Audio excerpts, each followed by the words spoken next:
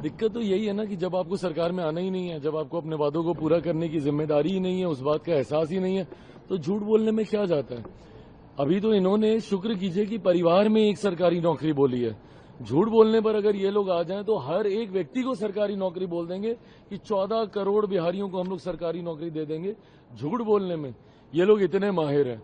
बहरहाल ये जितनी बातें हैं प्रैक्टिकल, अगर आप इसको दृष्टि से नहीं देखिएगा, और मैं मानता हूं कि बिहार की जनता, बिहारियों में इतना बुद्धि, इतना विवेक होता है कि उनको हर चीज के, हर पक्ष के, हर पहलू की जानकारी उनको होती है।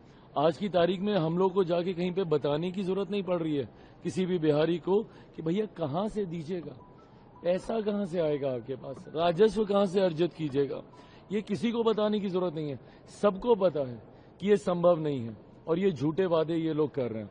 बट झूठे वादे करने का साहस भी इसीलिए आता है क्योंकि इनको पता है कि सत्ता में आना ही नहीं, तो जितना झूठ बोलना बोलते रहो। पलायन रोकने की बात कर रहे हैं। हाँ, पलायन रुकेगा, सरकार आएगी। पलायन शुरू किसने करवाया था ये भी एक बार झांक के देख लें।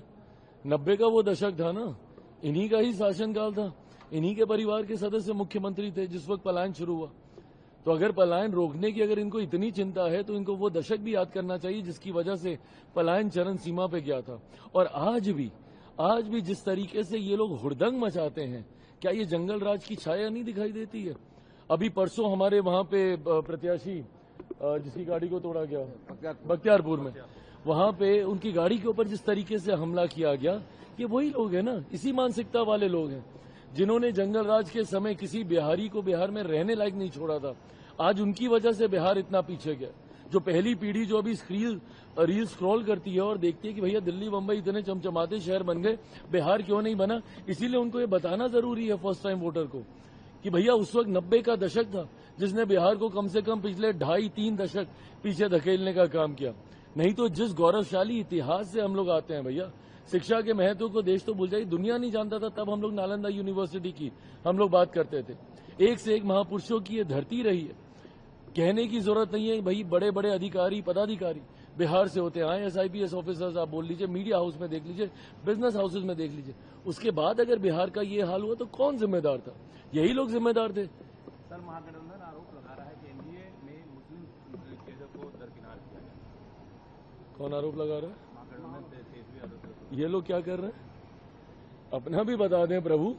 हम लोग तो सीने पे कोई तमगे की तरह लगा के नहीं घूमते ना कि हम ही लोग हितैषी हैं, मुसलमानों के संरक्षक हम ही लोग हैं। भैया हम तो सबका साथ, सबका विकास, सबका विश्वास, सबके प्रयास की बात करते हैं। मैं अपनी बात करूं तो मैं बिहार फर्स्ट, बिहारी फर्स्ट की बात करता हूं। मैं 14 करोड़ बिहारियों की बात करता हूं। मैं अपर कास्ट बिहारी की नहीं, मैं पिछड़ा बिहारी की नहीं, मैं दलित बिहारी की नहीं, मैं हिंदू बिहारी, मुस्लिम बिहारी की बात नहीं करता हूं। मैं 14 करोड़ बिहारियों की बात करता हूं। सीने पे तमगे की तरह कौन लगा के घूमते हैं ये? तो जब उप मुख्यमंत्री की घोषणा करने की बारी आई तो क्या किया आपने? और मुसलमानों को कब तक प्रभु डरा डरा के एनडीए में जाइएगा तो ये हो जाएगा, मोदी आएंगे तो वो हो जाएगा, कब तक डराइएगा?